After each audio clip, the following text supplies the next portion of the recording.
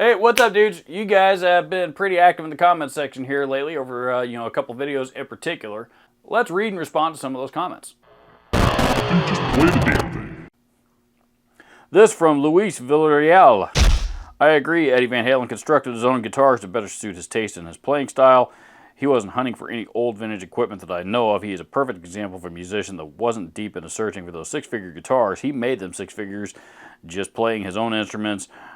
Rest in peace, Eddie Van Halen. That's a really good point, and that there was actually some really interesting things said about one Mr. Edward Van Halen on that particular comment thread.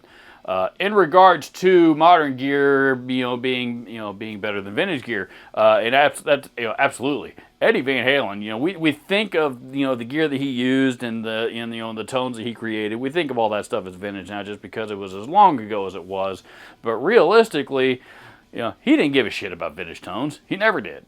He wanted to shape the instrument to sound the way that he wanted it to, the way that he wanted it to sound. He wanted to modernize the instrument and and innovate it and and advance it forward. And that is what the approach that he took to it throughout his entire career. Always. He didn't chase after old, really old instruments or anything like that. I guess maybe he did. He did like PAF pickups, but even then, when he did track them down, I guess he rewound them, to his preference. So that's right, folks. Even Eddie Van Halen didn't care about vintage gear. In fact, he practiced his luthier skills and modification skills by hacking it up. Brad Killingsworth says, I just wish Gibson would modernize the features on their guitars the way the Fender has. Gibson's actually in a really tough spot. And, in their defense, in Gibson's defense, they actually have. They've got right now, and they've done this for years. They have a line that that is for the most will mostly pay tribute to their their vintage roots and their classic roots, and then they'll have a line that again tries to advance things with more modern appointments, like even I think right now there's a classic and a modern Les Paul standard, for example, and the modern versions got newer, higher output pickups and different like the cuts are the cutaways are different stuff, things like that, shinier, brighter finishes and stuff like that, as opposed to your standard bursts and things of that nature. Gibson is actually in a really tough spot as far as that goes, though, because their customer base. They've got a chunk, they've got a percentage of their customer base is just like you, and it says, why can't Gibson get their act together and start building guitars using modern technology and modern appointments and stuff like Fender is, and putting out the quality that Fender is and other and Suhr and Heritage and some of these other brands, and then you also have the purists, we'll call them, or the cork sniffers, that they want all of the classic. They don't want anything to change. They want all of the the standard 50s and 60s specs, and Gibson's been building them the same way ever since 1956, and they're still the greatest instruments in the world. Those guys. Gibson's, like I said, they're in a tough spot because they do the best they can to keep everybody happy, but you got the modern stuff that pisses off the classic crowd, and then you've got the classic stuff that that doesn't advance the instrument and pisses off the stuff that that pisses off the people that want to see the instrument advanced, and and Gibson's polarizing reputation in the industry anyway certainly doesn't help. Throw in their QC problems, over the years, and good, bad, or indifferent, whatever you may think about them. I think, by the way, for the record, I think that it has improved here in recent years. In the new management era. But regardless, they're in a really, really tough spot. And you know, you probably blame that on previous management, to be honest with you, previous ownership. You know, I don't know. You know, I mean, there's probably more factors. You know, it's probably a more complex problem than that. But you know, they're kind of in between a rock and a hard place, and I don't know what the solution is, to be honest. I mean, it's really a PR problem more than anything. This from Robin Morris. Maybe to your ears, and most definitely to your ears, modern gear may sound better to you. To players who demand to play vintage gear and can afford it, a net gain of 2 to 10%, a better tone, be it from the 50s, whether a Les Paul, a Tele, or Strat, that's been properly maintained, or an amp from the late 50s through the mid 60s. A gain of 2 to 10% can mean the difference in a career in music or a hobby at home. I can assure you, shit gear has been made in every decade. I can say the same for everyone. But if prices were as comparable and only really high costs weren't a factor, I'd take a 52 Nocaster, a 54 Stratocaster, a 58 Les Paul Burst. I prefer the thicker necks. A 59 Fender Tweed Twin, a blonde Fender basement head with a 212 matching cab, a 65 Fender Blackface Super Reverb, and I'd take a late 60s Marshall Plexi 100 watt head and a 412 cab, and I'd take 68 Marshall Plexi over anything made from the 80s up till now. You don't get the same components or build quality in any components, Fender or Marshall, that you did from the old amps. New amps mean inferior parts and even worse, printed circuit boards.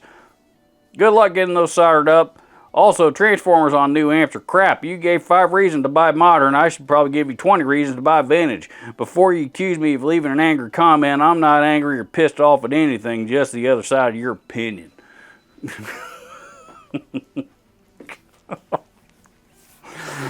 Oh, man.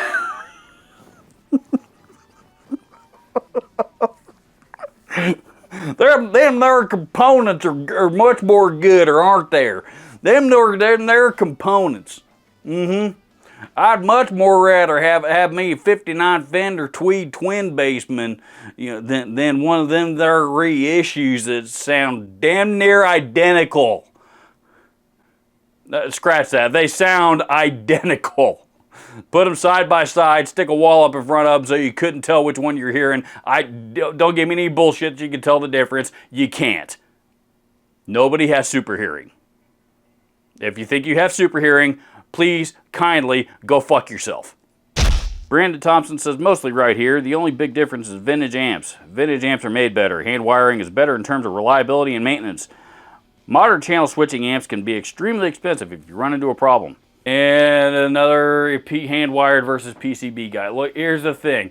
You know, yes, you are correct. Hand-wired amps are technically, as far as functionality, I don't necessarily know if there's much, that there's any advantage over, the hand-wired over printed circuit boards. You know, there's definitely a repair advantage, because hand wiring is certainly a lot easier to repair than a printed circuit board. I will give you that. As far as maintenance goes, though,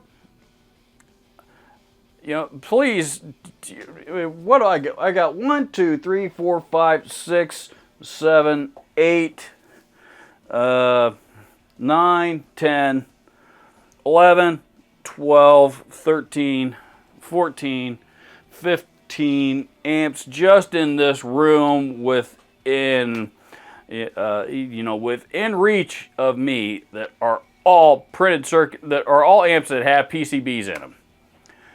And these are just the ones that I own currently. I have owned plenty more in the past.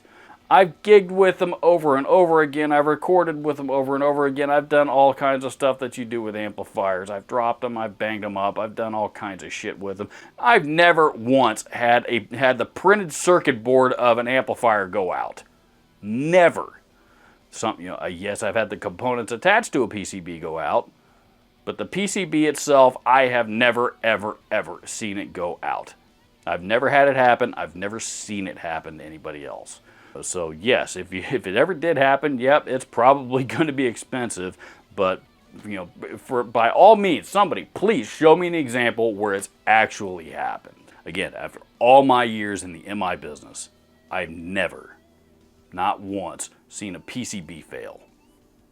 Not the PCB itself.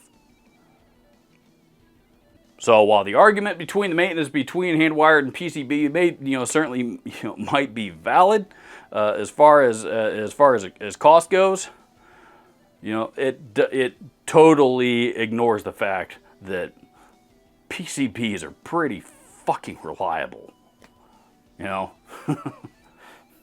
Matthias Bjork says, feels like your clean channel is clipping. What exactly does a clean channel clipping feel like? Alan Flippin says, as one of your gnats, I do have limits, although I'm old. I'm still full-time employed, and I have a lot of interest, so it's hard for me to commit my attention to more than a half hour. If a video comes up that's an hour longer, I won't even open it. That's just a way to keep my YouTube addiction from completely taking over my life anyway. I'd be delighted to see an interview with Tom Cram if it can be kept under an hour. Thanks so much. And that was actually the reason why I posed that question. I posted, I did a video on it. Digitech is, has last year Digitech was bought out by Court. Harman sold them to Court, so they're no longer under the Harman umbrella. They are now owned by Court, or Cortec, I think is their parent company. They're relaunching Digitech, and they are bringing the legendary Tom Cram back into the fold. I believe to run the brand. So, so what I had posed to you guys, my audience, and the answer was pretty overwhelming that you guys wanted me to try to get Tom Cram onto the channel for an interview, which I'm definitely going to try to do. And I think that would be a lot of fun. But what Mr. Flippin was referring to is, I'm with him. When I'm surfing, I don't care, if I'm surfing for, for guitar videos or, some of the tech channels that I follow, or, whatever it is that, I search, I use YouTube for, to consume several different types of content. Whatever it may be that I'm looking for, the likelihood of me clicking on a video any longer than 20 minutes, if the timestamp on that video is over 20 minutes, the likelihood of me clicking on it drops significantly. If it's upwards of an hour or longer, then it's the likelihood of me clicking on it is really low, just because I really don't have the patience to sit through it. I just don't, and I think that's kind of a trend that most of the YouTube world, most YouTube viewers are experiencing these days. I myself have put in a lot of effort to shorten my own videos. Most of my videos, you guys have probably noticed, are well under the 10-minute mark these days. I pretty much dumped the unanswerable questions at the beginning because I wanted to cut my that turned into a 30-second intro, and while I know a lot of you enjoyed that part of it, as an entertainment factor, but number one, I'm sorry, I'm just burnt out on it, and number two, my intros are now 2.5 seconds, and really that's on the whole, that's where they need to be, if not less than that. People just don't have that much attention, that much of an attention span these days. So I'm going to try to get Mr. Tom Cram to come on the channel for a short 15, 20-ish minute interview, and see what we can learn. Andrew Reynolds says, totally predictable choices. You will believe anything, such as your programming by the advertising media. Your mind is closed to anything beyond your process conditioning. Very sad. So in regards to the best, sounding amps ever, as it relates to my opinion, if you're not new here, then you know that I've talked extensively about how much I love amps like the JCM 800 and clean tones from amps like the the Roland JC 120 and amps like the Diesel Herbert, and on and on and on and on and on. And it's been so long since I've done that video, I don't remember what else is in it at this point. So yes. Some of the amps, maybe even most of the amps in that video may have been very predictable. But guess what? It may have been predictable, but there may have been a fucking reason for that, dude. JCM 800, whether you like it or not, it defined a fucking decade of music, and not just rock and metal. Everybody in the 80s was using a Marshall JCM 800. And well into the 90s as well. I mean, there's still plenty of Marshall JCM 800s being used well into the 90s. Even after the 900s came out. As much as I love the 900s, there's one sitting right there. And a lot of people were using the 900s as well. and they're getting popular again. The JCM 800 is an all-time classic amp, and that video was filled with amplifiers just like that. You know, that have very, very, very similar histories to them. I don't understand why anybody would complain about a list of amps like that, much less owning something. You know, owning a pile of amps like that. Walk into any major studio in the world, and that's what you're going to find in there. Sorry, dude. You know, if you're looking for a pile of sludge machines, you know, AORs and shit like that, you know, you're in the wrong place. You ain't going to find it here. This from Hail Mary Recordings says if you have an ear, you can usually get the dirt you want out of just about any pedal, and I think that was Josh's point. A lot of grifters out there. Yeah, that was absolutely Josh's point. You know, and he actually came out later, and you know, I think he posted a Facebook message and after the fact, this is after the now infamous Bad Monkey video, and said so. You know, that was absolutely the point that he was trying to make. You know, tone chasing is a lot of fun. You know, gear chasing is a lot of fun, and that's that's what this channel and so many other channels, just like this one, are about. You know, I've made a career out of selling gear for a living. I love guitar gear, but at the end of the day, you know, there really comes a time, you know, when you need to just put the wallet away, close out, hit the little red X in the top right corner of the internet, just pick up the guitar, plug it in, and play. Use what you got. That was the point that he was trying to make. Use what you got. I guarantee you have gear at your disposal that you can, in fact, get a good sound out of. That's what he was trying to prove with that video. That's what he was trying to prove by producing practically, near or identical tones between the, a Digitech, $59 Digitech Bad Monkey and a, $5,000 Klon, and on down the list, all the other pedals that he compared that to. My hat's off to Josh Scott and the rest of the JHS show crew. That was a fantastic video that they put together, and I really, really enjoyed watching them. I got a lot out of it. But to your second point, there are a lot of grifters out there.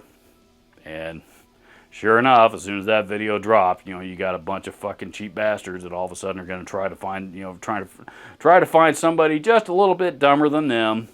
They're going to be willing to pay a lot more for a pedal that's,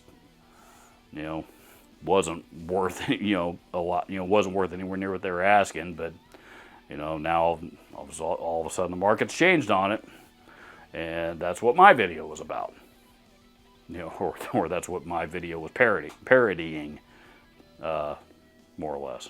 So that's it. That was the last comment here for today. If you have more comments, by all means, leave them down in the comments section below of this video, or whatever video on this channel you may happen to be watching. Lord knows there's plenty of them.